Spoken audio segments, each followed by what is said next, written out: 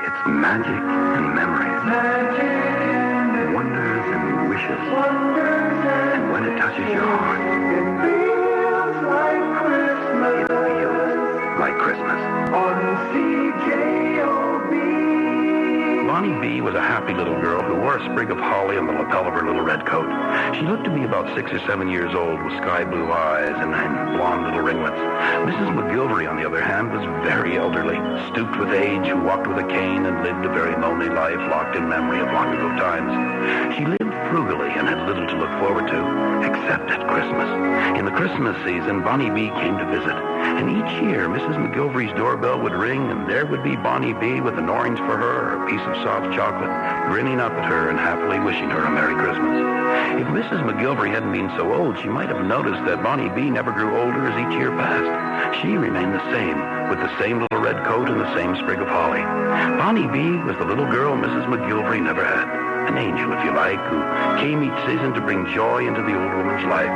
But all that was important was that youth and age were blended to bring happiness at Christmas time. I'm Gipp Forster. Have a Merry Christmas. It's magic and memories, wonders and wishes, and when it touches your heart, it feels like Christmas. On CJOB. I'm an angel, he said sadly, stretching his long legs out from the park bench we sat on, but no one believes me. It was cold that day before Christmas in 1967. I'd only sat down to rest for a moment. He started to speak again, and I was too polite to get up and leave. Down here, I go by the name of Bernie, but in heaven, I'm known as Nathan. We're not allowed to bring our names with us. He held out his hand, and I took it, saying nothing. It was totally warm. I've been looking for belief, but there's very little of it around, he said. There's lots of pretending and hoping and wishing, but very little belief. It sure gets lonely. I was trying desperately not to laugh, but it was difficult. You don't believe me either, he sighed. And that's the shame of it. Heaven right at your fingertips in this wonderful season of Christmas, and you refuse to believe it. I turned to him to apologize, but the bench next to me was empty. He had vanished. Now I look for him, but I can't seem to find him anywhere. I'm Gipp Forster. Have a Merry Christmas. It feels like Christmas. It feels like Christmas. On CJOB.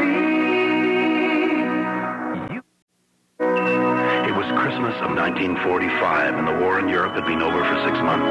There was celebration in our house, a time of family. And in the midst of the revelry, my uncle, who had been a soldier, stood alone in the kitchen, staring out the frost-coated window as snowflakes by the thousands danced before his eyes. I was too young to understand then. His quietness frightened me. In hindsight, perhaps he was staring at Christmases past, hearing the bombs and the sound of guns of only 12 months before. Perhaps he was remembering friends and comrades who would never hear the sound of carols or the laughter of peace ever again. Perhaps he was wondering why he survived and others had not. The noise in the living room suddenly seemed to be coming from some far-off place. And shyly, I went to him and I took his hand. He didn't look at me, but he gave my hand a gentle squeeze as we both looked out the window at the falling snow. I'm Gipp Forster. Have a Merry Christmas.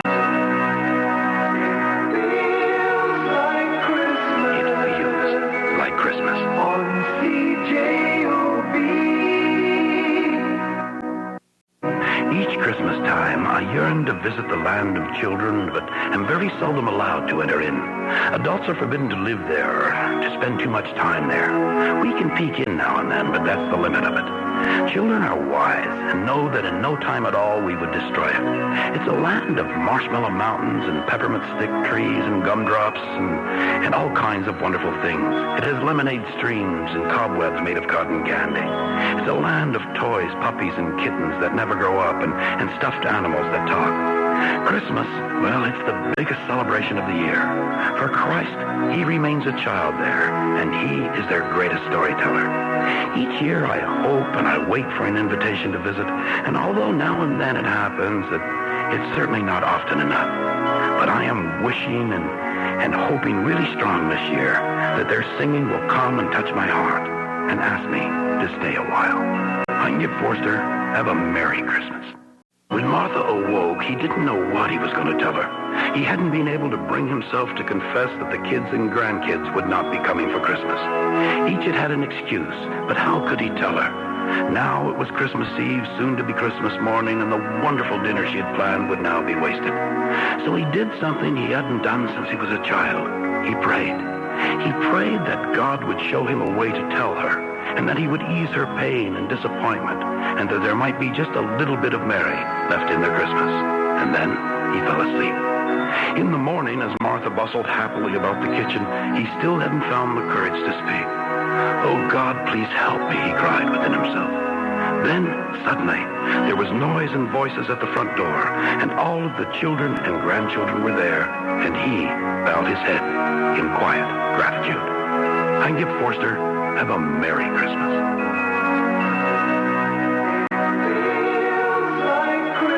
It feels like Christmas. On CJOB. It's magic and memories. Wonders and wishes. And when it touches your heart, it feels like Christmas. On CJOB.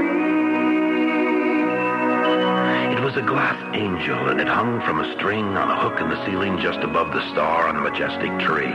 Hundreds of varied colored lights ran their numerous patterns, chasing each other through its branches of silver on white and on green.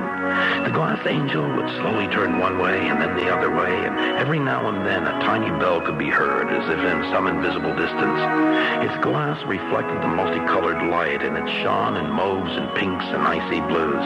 It took you away to another place where a billion stars decorated the sky, and the soft mewing of domesticated beasts could be heard. It took you to the quiet where your heart could ask questions unafraid. No one knew how old this glass angel was, but it spoke of centuries and of a timeless place where worship and adoration were gifts given to God. Just a glass angel, but it held out its hand to be touched. I'm Gipp Forster.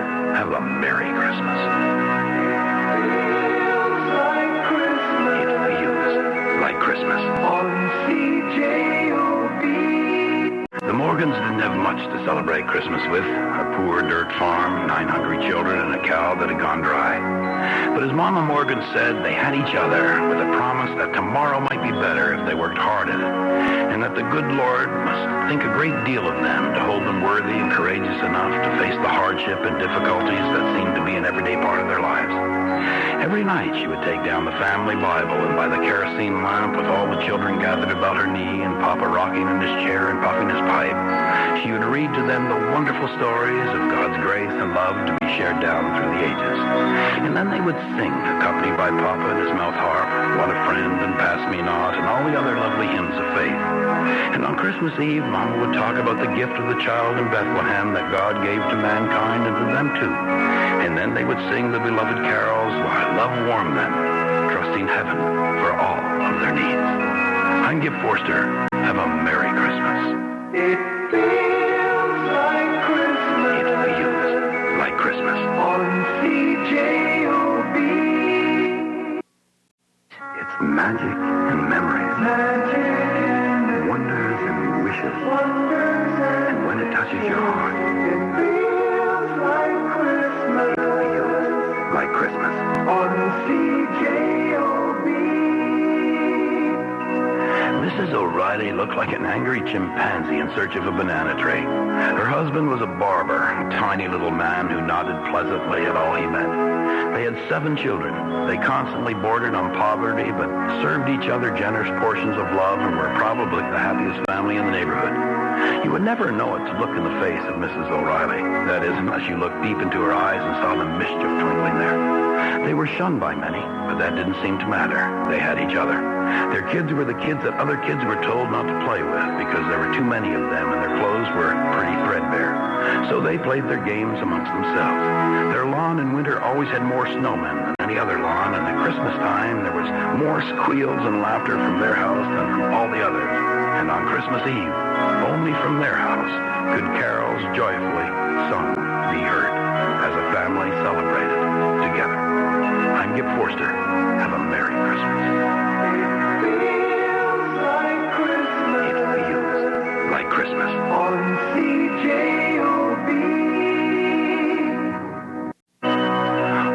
Christmas. It is first and foremost a holy season that celebrates a child of reconciliation given by God to a struggling and competitive world. It's a season of color and song, decorated with candy canes, illuminated trees, holly, gaily wrapped gifts, ribbons and lace, succulent turkey, and surprises of every shape and size. It is a time of family gatherings, of old stories being made new again, firesides and singing, colored stockings pinned to a mantle, and charity unchained.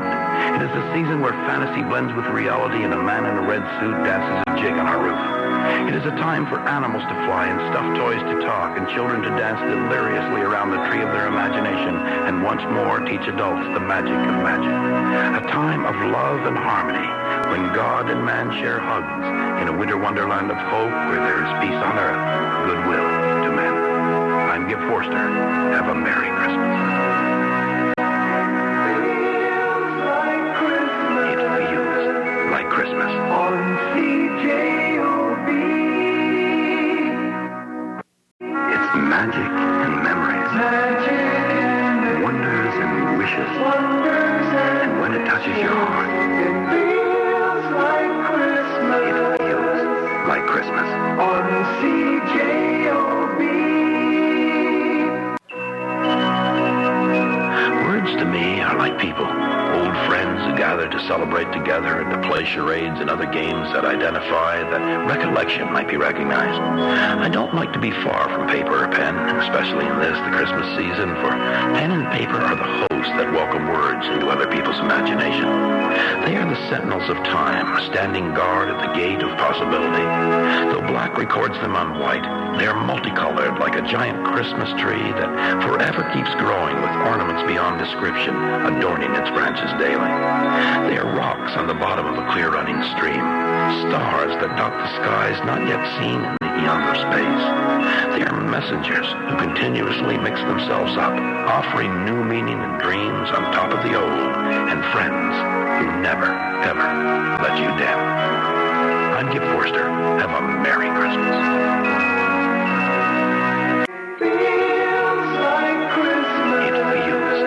Christmas on CJOB. I enjoy every aspect of Christmas time when it rolls around each year to tickle our hearts. I love it in season and out of season, but still, within the season, there is much I miss as well. I miss my son, who I've not seen or heard of since he was 6 months old. I miss horses and sleighs, which now have become a novelty. I miss Kenny Dobson and his booming voice and laughter in my kitchen at Christmas time and his stories of a life spent in broadcasting. I miss Henry Fonda and Charles Lawton, even though I didn't know them personally. I miss both my grandfathers, who I never met, and I miss the simplicity of childhood when all things were possible if I only believed.